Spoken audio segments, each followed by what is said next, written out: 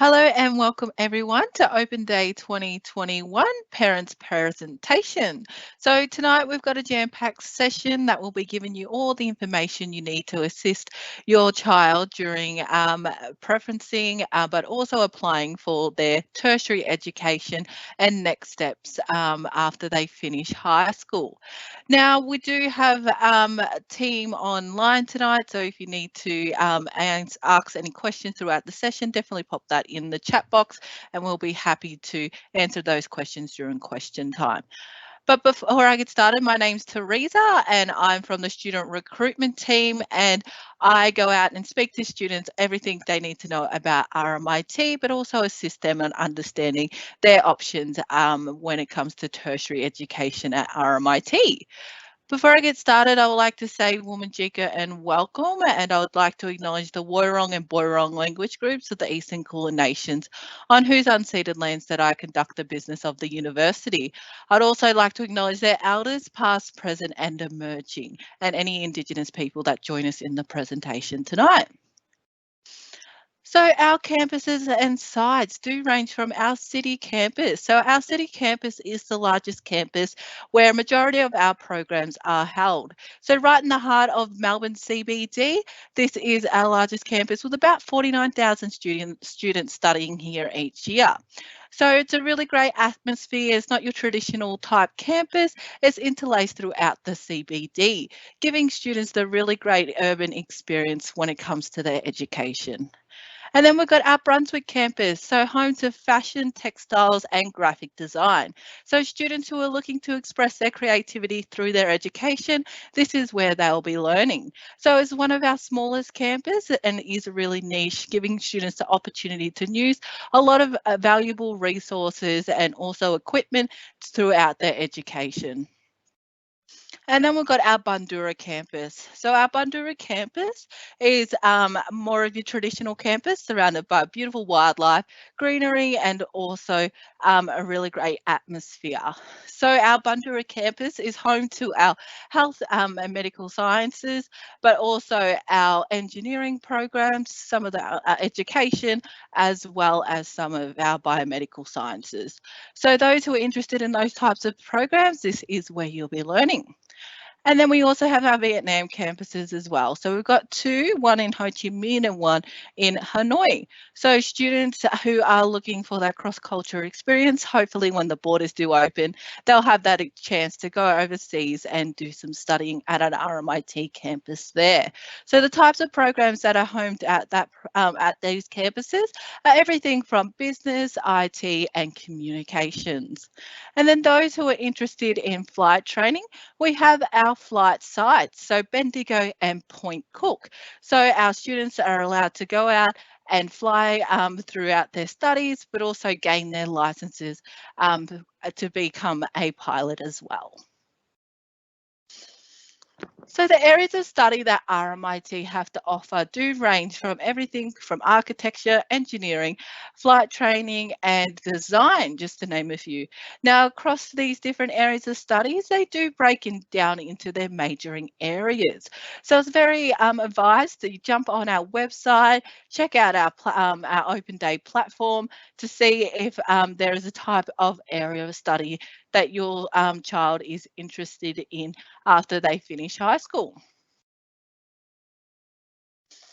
So we want them to do what's right for them. So that we do have higher education. So this is bachelor and undergraduate degrees, your double degrees and your associate degrees. So usually taught in lectures, tutorials, labs and studios.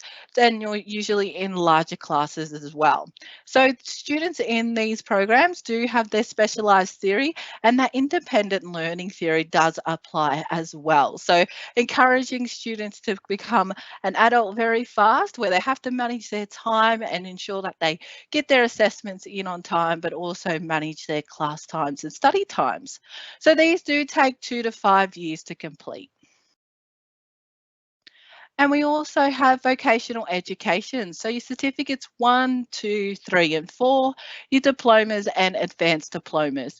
So similar structure to high school, students will be in the same classroom throughout the week with the same people. So this usually taught in seminars, labs, workshops, and studios. So they are smaller classes and a lot of hands-on training and theory as well. So these can take up to 2 years to complete. And then we have apprenticeships and pre-apprenticeships as well. So your certificates 2 and 3, and these are usually students who are paid workers and are on the job and then come on campus to do their training. So they are smaller classes and very hands-on, plus their theory work as well. So these can take anywhere from 3 months to 4 years to complete. So now we're just going to touch base on pathways. Now, pathways are a really great option to consider to have a backup when applying for programs across RMIT. So in Year 12, ideally, if you are doing VCE, you are looking to get into a bachelor program. For example, we've got the Bachelor of Engineering, Civil and Infrastructure Honours. So once you meet the prerequisites and the ATAR required for this program, you'll be eligible to go straight into the first year, complete the 4 years of study, and then into your desired career. But sometimes that doesn't always happen, so there are other options. So you may, if you don't meet the ATAR, you don't meet the prerequisites, or maybe you're just not ready for higher education just yet. So this is where our pathways come into play. So we do have our associate degrees, but also our advanced diplomas and diplomas as an option. So in this example, we have the associate degree and the advanced diploma. So once completing these studies, you will gain some credit to go into the bachelor. So for the advanced diploma, you'll get a year and a half off, complete the extra years of study, and then into your desired career. And then for the associate degree, you'll complete the 2 years of study, go into the third year, complete the extra 2 years of study, and then into your desired career. So over the 4 years of study, you do come out with the 2 qualifications, which is pretty attractive as well on your resume. But also we do have our pathways guaranteed as well, where students can choose to package a pathway with a vocational education program and a higher education program. So in this example, we've got the associate degree of engineering technology in civil major, which will take 2 years. So once they finish this program, they'll automatically go straight into the Bachelor of Engineering, Civil and Infrastructure Honours and complete that 2 years. So then they'll be eligible to go straight into their career straight after. But also we do have that opportunity where students can get their qualification in either the associate degree and advanced diploma and then go into an entry-level career after they finish those qualifications. Now, timetables. So usually your child's timetable will look a little bit like this from 9 a.m. to 3 p.m. But when it gets to university, it changes dramatically. So it does change, as you can see, the lectures and lectorials are spread out across the week. And then there will be tutorials as well. So as you can see, that 9 to 3 does look a lot different when it comes to university. But they do need to consider as well putting in some time for study throughout the week, and then their time for work. As being a young adult, they may want to work and continue to earn some money as well. And then they'll have some time for sport and also their time on the weekend. So that 9 to 3 timetable does look a lot different, and that's where that independent learning theory does come into play, where they have to manage their own time and to ensure that they are going to classes but also enjoying that work-life balance as well. So global opportunities. So once the borders do open, it gives the students the opportunity to go overseas and take their studies with them. So we have over 200 partnerships in 49 different countries. So allowing students to explore the world while they study. So we can do this in a number of different ways. So we have a study abroad for a semester or even a whole year. So this is where they'll enroll with a partnership in university, and they will do their studies there, and that will contribute to their studies here in Australia and their qualification. And then also we do have our study tours as well. So these are usually 4 to 5 weeks overseas with people from your classroom. So allowing you to explore what that country has to offer. So usually our study tours, our students do have that opportunity where they go out. For example, our associate degree in fashion students go to Paris for Paris Fashion Week, and also our photography students go to New York as well to look at the landscape there. But our architecture students as well go to Barcelona, where they get to explore the ancient history of architecture there. So it allows the students to definitely take on board how history around the world has changed, but also apply that to their understanding in their degrees. And then we have experiencing work. So RMIT likes to be proud and also acknowledge that we like to produce work-ready graduates and set them up for their future career. So there's a number of ways we can help them and support them throughout their studies to get that experience through work. So there's practical placements. So practical placements allow students to gain a number of hours, but also do a number of work time outside of the classroom, such as our teaching students go and do practical placements in schools where they'll do a number of hours there. And then we have clinical practices as well. So clinical practices are those such as chiro, osteo, and nursing, where you'll go out and work in clinics, or you'll go and work in hospitals in metro or regional areas and do a number of hours to get your qualification. And then we have industry projects as well. So industry projects is this where our industry partners come into our classroom and pitch a brief that they need assistance with. So this allows students to work with industry professionals within the classroom. So recently we've just had Target, also Cotton On and Factory work with our graphic design students to help with their web graphicking. So they have had the chance to split up into teams and pitch a brief to a panel of professionals. So our winning team had their displays, but also the designs are displayed on their website as well. Now we do have international work opportunities and internships as well, giving students the opportunity to take their work overseas, but also for those programs that don't have compulsory work integrated learning, you do have that opportunity to go and source an internship yourself with the help of our job shop. So our support services, so RMIT ensures that they are there to support your child all the way from their very first year to their final year and beyond. So we are here to support their students through academically, legally, but also working careers, but also financially with the scholarships. So I'll just name a few of our support services here on this slide.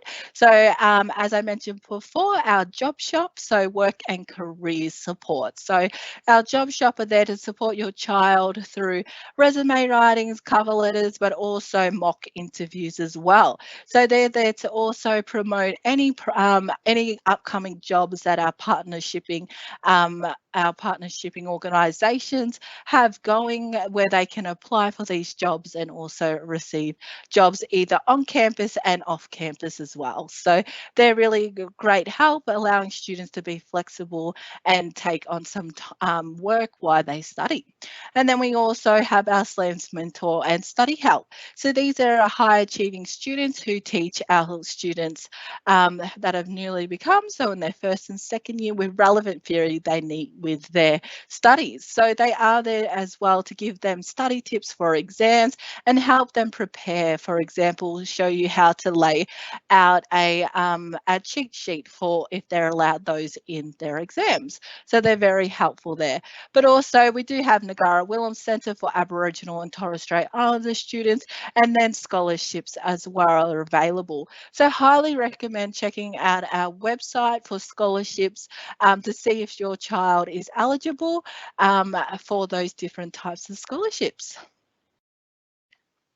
So now I'm going to talk about prerequisites and selection requirements. So this is a great for those who are interested in architecture, design, and communications, just to name a few, that you will have a pre-selection kit, a folio, or an interview or design exercise.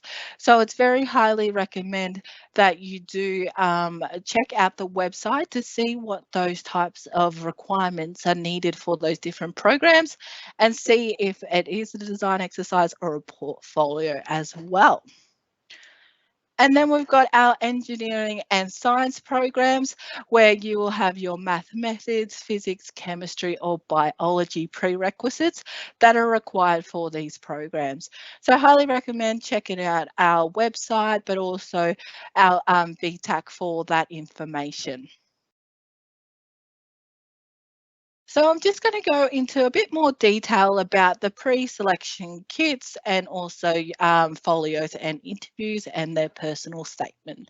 So our pre-selection kit is your personal information. So applicant statements, so they can talk about anything they've done in the classroom, outside of the classroom, and what they have done to, I guess, apply for these programs. So if they've done any voluntary work or taken a chance to explore what that where that type of study can take them.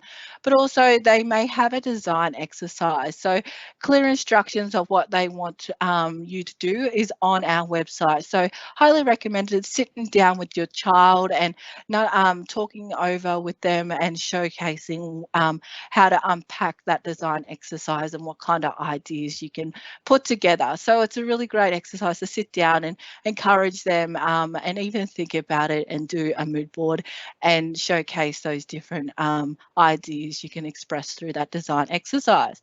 But also we do have our folios as well. So these are usually statements talking about their aspirations, their interests, and what they hope to do after they finish their studies as well.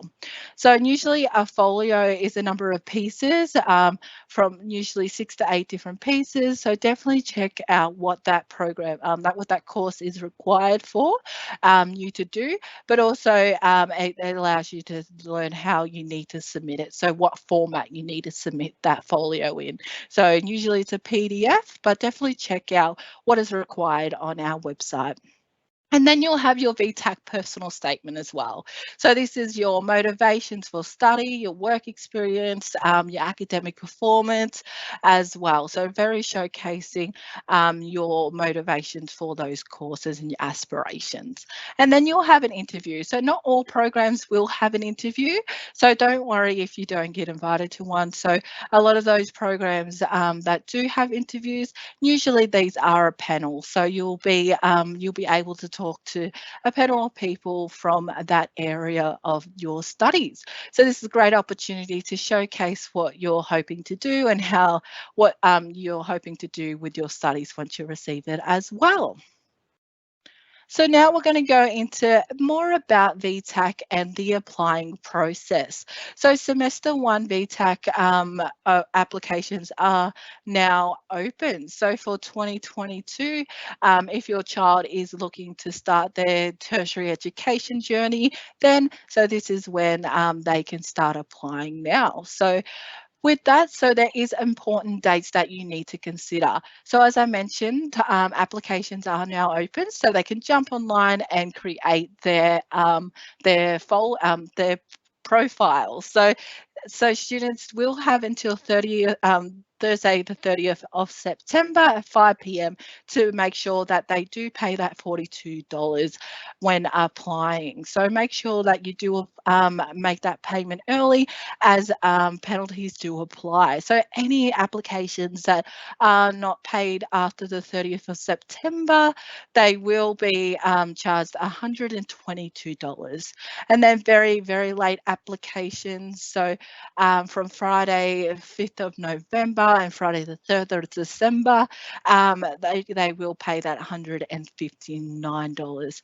So definitely pop that 30th of September on your calendar and make sure you pay that bill and encourage your child to make sure that they are on top of it and pay that $42 when they can. So when it comes to applying, all courses have a 10-digit code that end in either 1, 2, 3, or 4. So this will show the type of course fee that they will be required to pay if they do get an offer for that program. So you will need to ensure that they do check out what those codes mean and what they break down into, and see what type of fees that they will need to pay when applying for those different programs. So courses should be entered in order of preferences, not in order what they think they will receive. So as you can see in this wonderful graph, they do have 8 different preferences. So number 1 will be definitely their ideal program. So whatever they're hoping to do, whatever type of career they're hoping to get into, where that studies will take them, definitely pop that at number 1 and encourage them to keep it at number 1 until they get their offers. So this is a really great opportunity for them to stay positive, but also keep what they really want at number 1. So students must prepare to do all courses listed on their programs as well. So they might get an offer for number 3. So definitely encourage them to make sure they place things down on their preferences list that they really want to go through. So applying as an international student. Now it's a little bit different for our international students. So they will need to apply through VTAC for higher educational programs. So this is associate degrees and our bachelor degrees. So they will need to meet the same prerequisites as our domestic students. So their English requirements, but also they will need to submit their folios and attend interviews if they are invited. And then also our apply directly via study link if they are looking at vocational education programs. So this is everything from our certificates, our diplomas, and also our advanced diplomas. So they all apply directly on our website. And then we got our packages offers as well. So our English for academic purposes as well, but also our Diploma of Commerce by the desired Bachelor of Business degree as well. So when it comes to fees, bachelor, associate degrees and honours programs by the Commonwealth supported places in 2022 will be allocated under different bands of fees. So announced by the Australian government, the different types of programs are categorised by the different bands. For example, the band number 1, so students who do anything from education, mathematics, statistics and nursing, just to name a few, they will pay a standard of $3,985 per standard year. And so forth, as you can see there in band 2, allied health, social work, engineering, environmental studies will be $8,020 per standard year. And then band 3 as well, anything from veterinary science and medicine is $11,401. And then band 4, we do have your law, accountancy, but also your economics and commerce, and that's around about the $14,630 per standard year.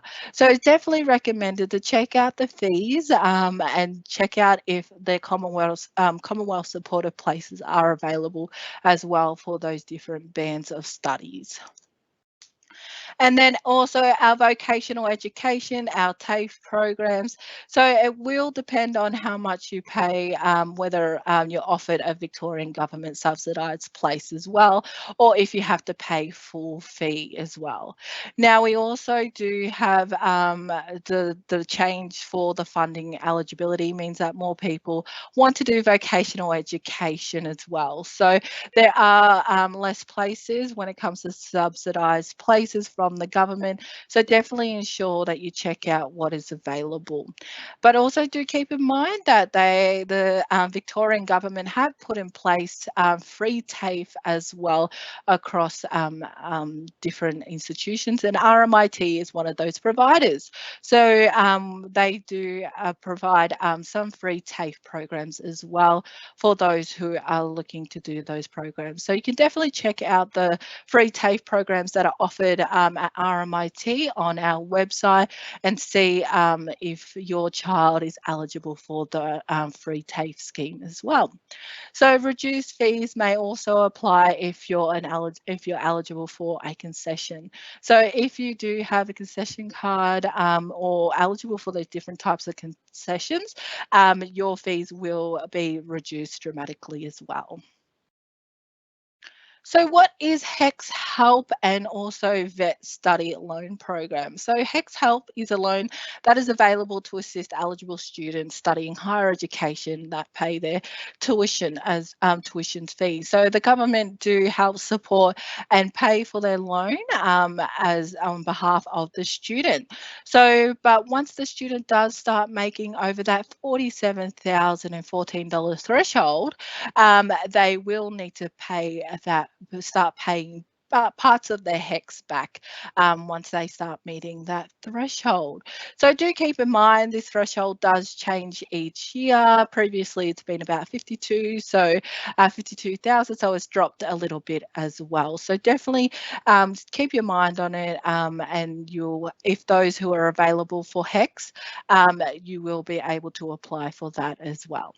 And then we also have our VET student loan program as well. So eligible students must be eligible for diploma or advanced diploma programs, be an Australian citizen, a permanent humanitarian visa holder, or also a New Zealander specialised visa as well.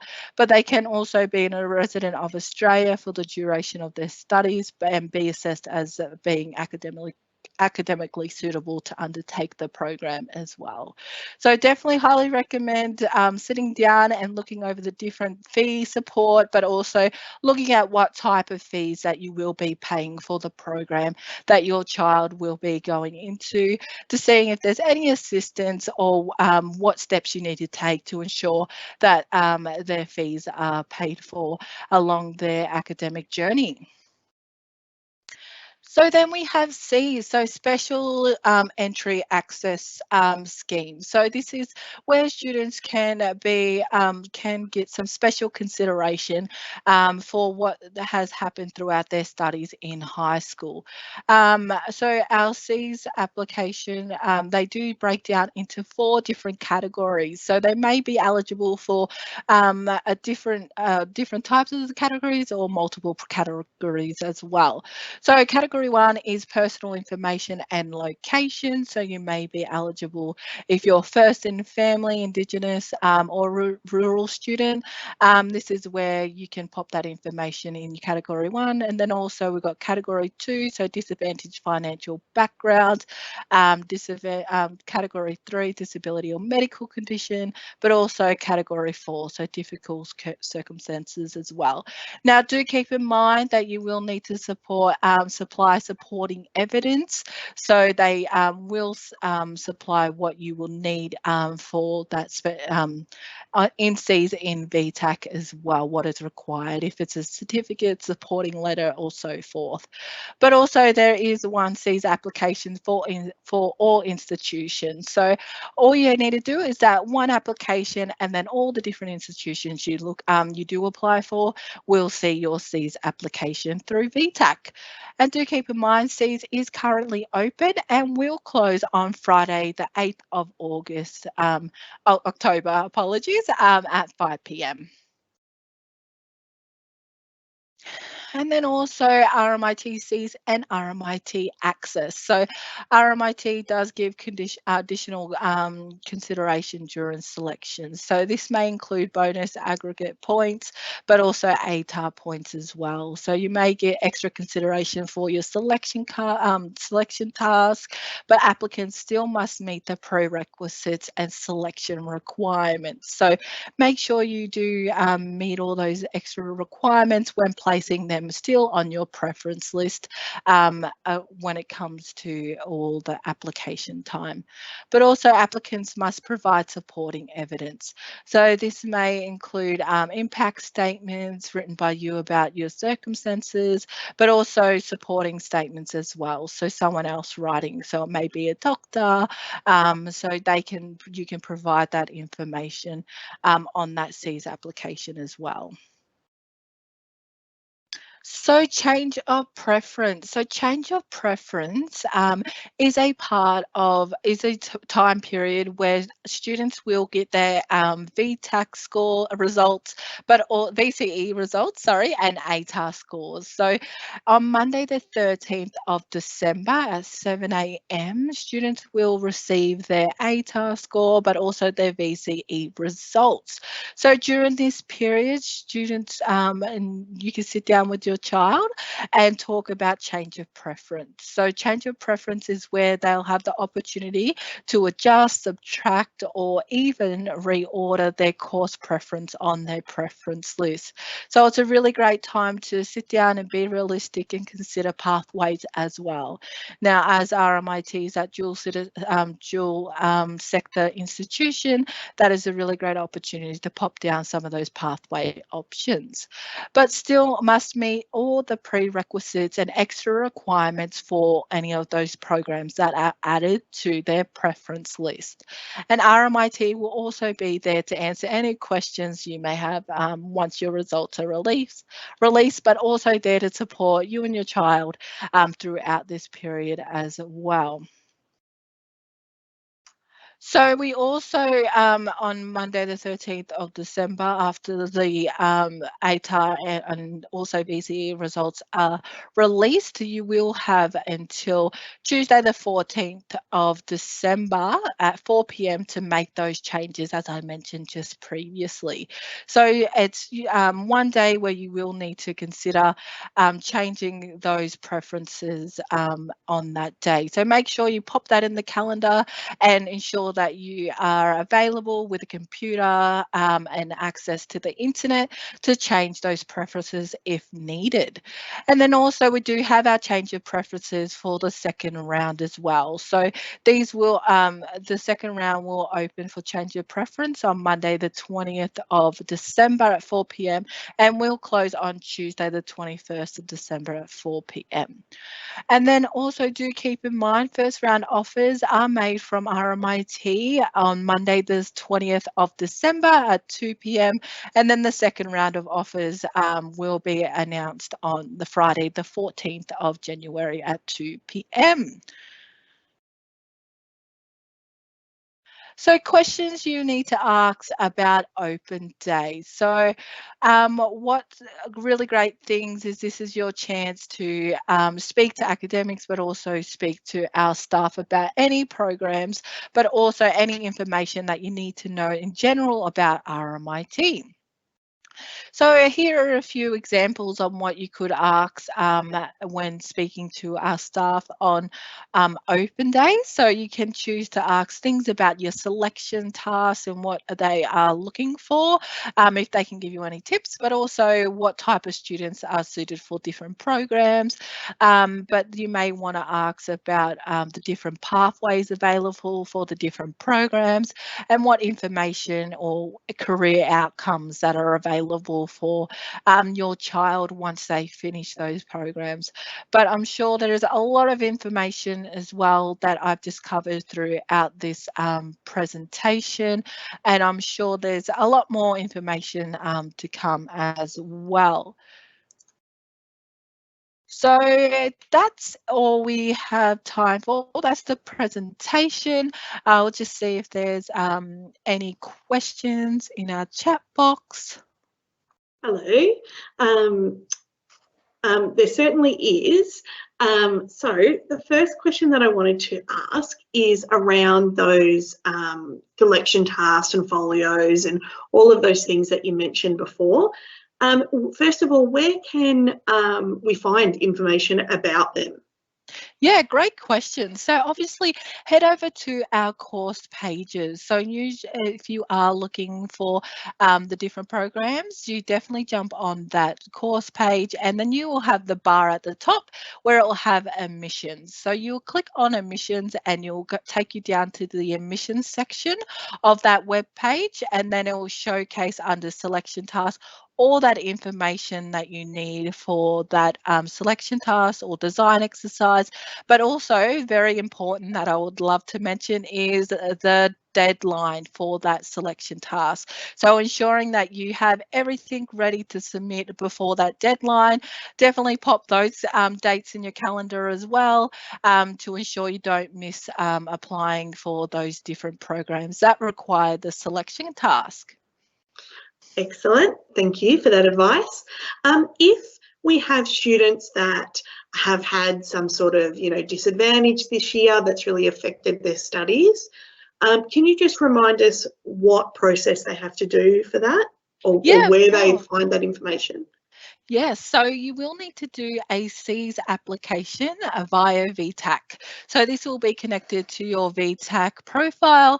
So everything is done on your profile. So all you need to do is submit your application on there, and it'll be accessible through every institution that you apply for. So definitely ensure that you do look at the different categories and what category you do fall under, and ensure that you have that evidence available if you need to supply that evidence for those different categories as well. And I know that also there is different categories for those affected by COVID as well. So you may be eligible to pop, if you have been affected by COVID, on your CEES application as well. Yeah, perfect. And I think that's such an important thing for everyone to know, because it means that selection officers are able to see what happened this year and able to re-rank as appropriate. So that's awesome. Okay, so what happens if, so I know that it's not going to be anyone on this call, but what happens if one of the students doesn't quite meet the requirements for a program? What happens if they just go underneath that? Yeah, so they still will need to meet the prerequisites for those programs. So definitely do keep your highest preference, what program you want to go in the most, at the top. Always keep it at the top, because you never know what might happen. You still may get an offer for that program if your ATAR is a little bit under. But do keep in mind that you will still need to meet those prerequisites and entry requirements, such as your selection tasks for those different programs. So definitely put your favorite course that you really want to get to up the top and work your way down. So yeah, you can always talk it out with your child, and then just have that great discussion on and be realistic as well. Yeah, and there's always another way. There's always pathways and lots of different ways for people to get in there.